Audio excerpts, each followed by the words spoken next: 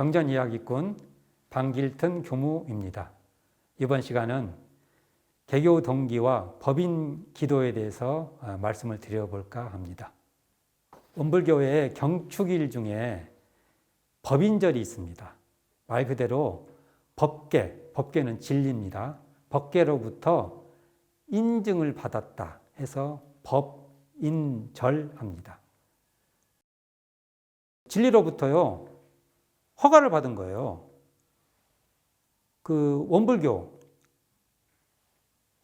사업을 해도 되겠다. 원불교 교화를 해도 되겠다는 허가를 받았다는 겁니다.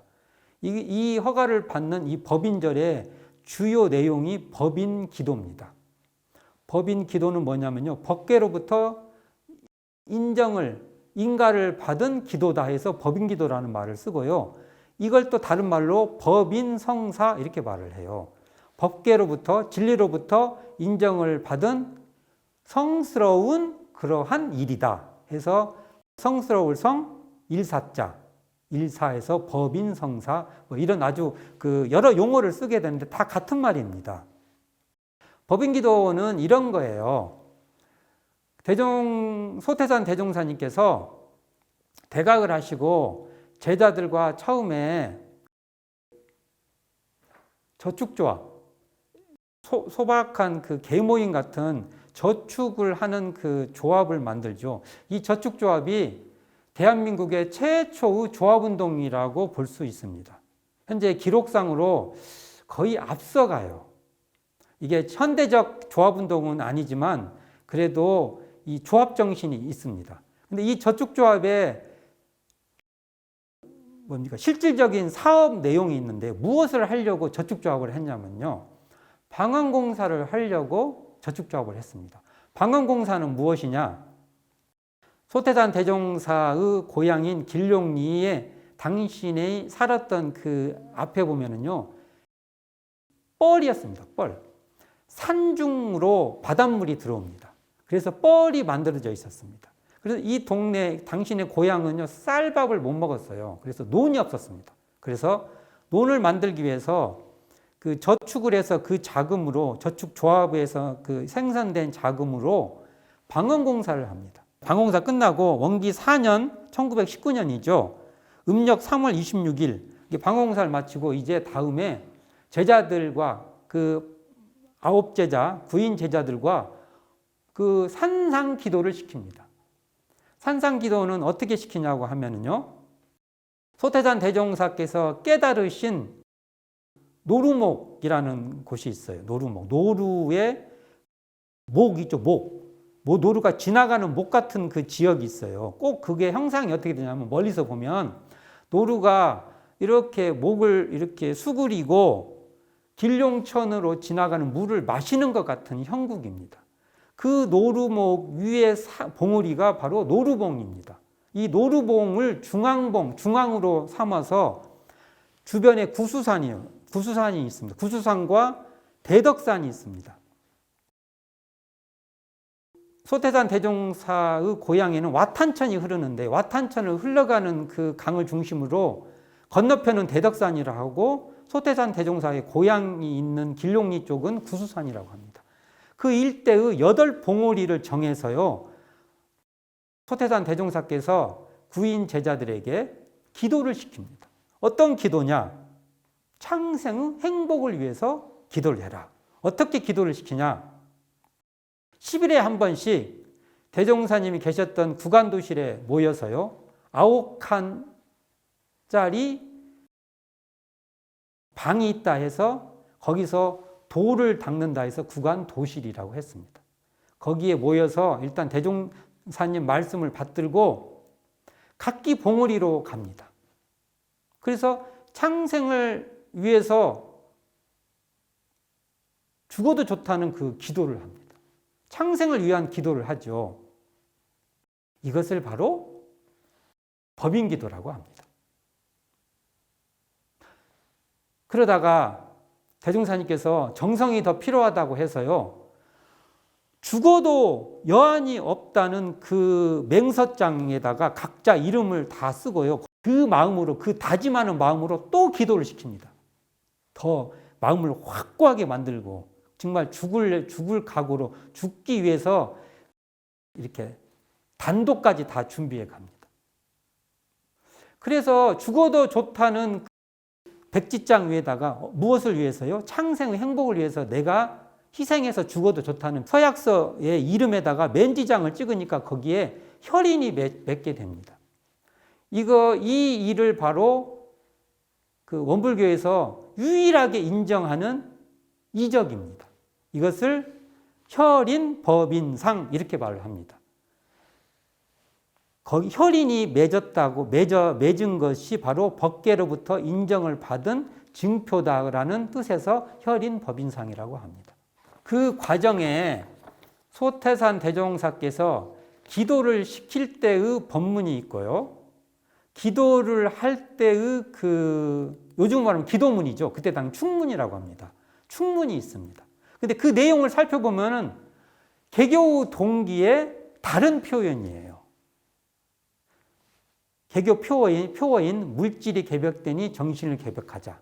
또는 그 개교 동기에 나와 있는 정신의 세력을 확장하고 물질의 세력을 항복받아 파랑고의 일체 생명을 광대무량한 낙원으로 인도하자라는 그 내용하고 일맥상통됩니다. 그래서 그 법문 말씀들을 봉독해 드려볼까 합니다.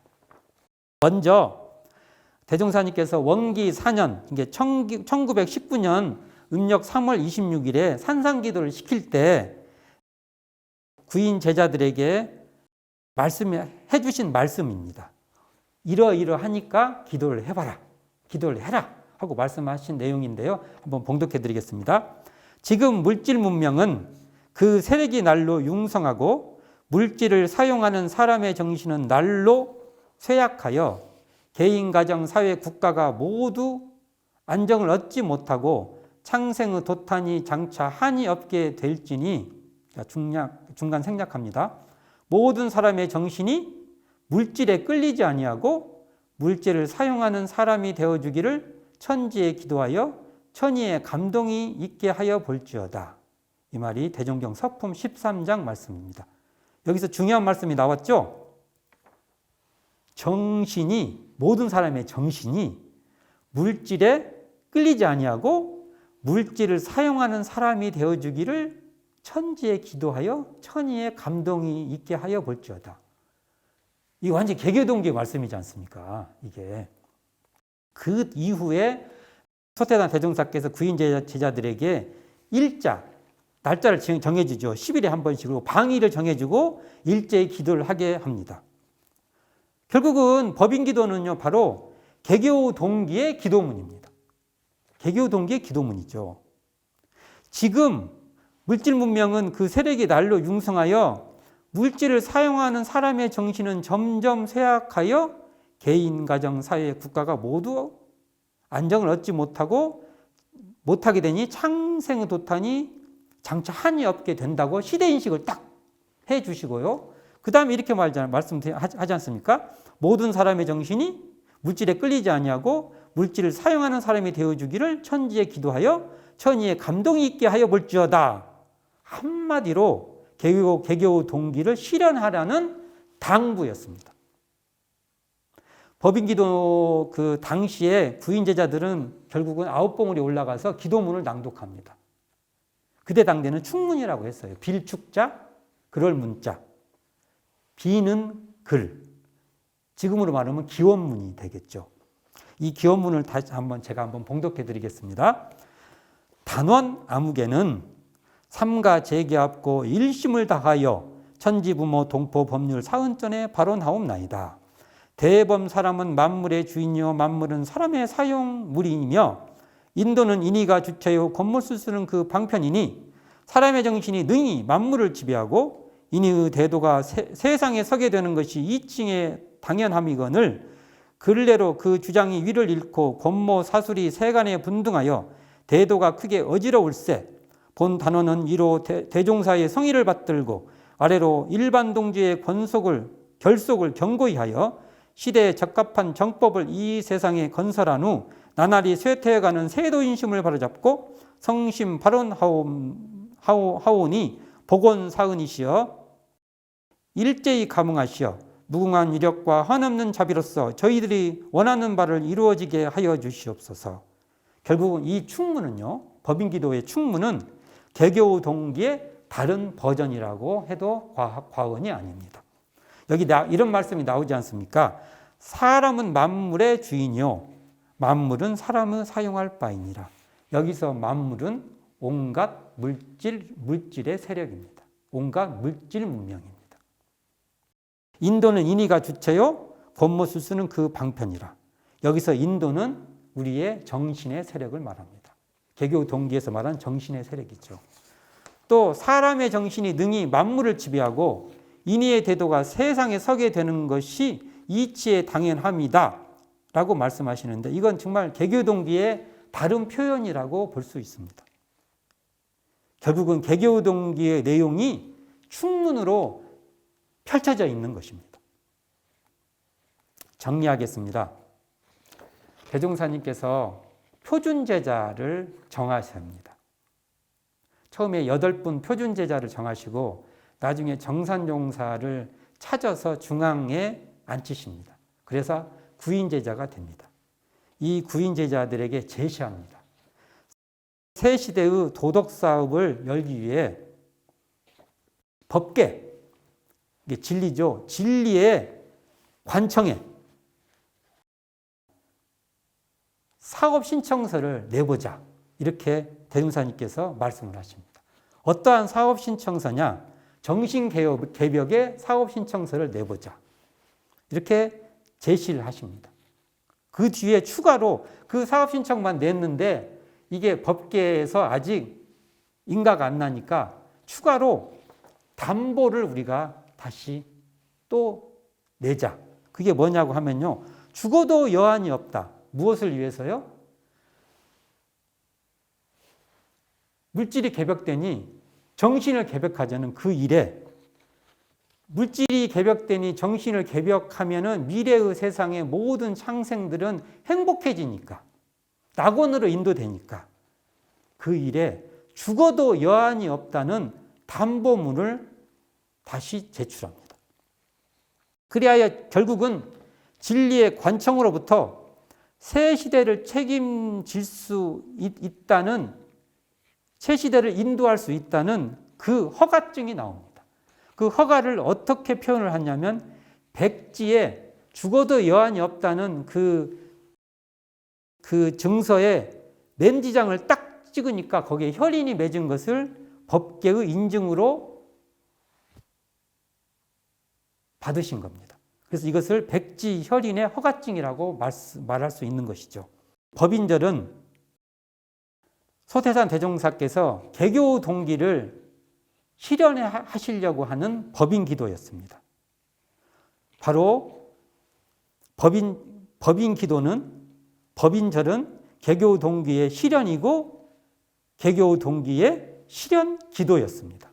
우리는 이러한 뜻으로 소태산 대종사께서 초창기 때부터 계속 이 개교의 동기의 이 뜻을 실현하려고 꾸준히 적공을 들이고 꾸준히 공력을 들였던 것이지, 정전에 기술될 때부터 이 개교 동기가 있었던 것이 아닙니다. 대종사님은 대각을 하신 그 바탕에 그대로 개교 동기가 있었고요.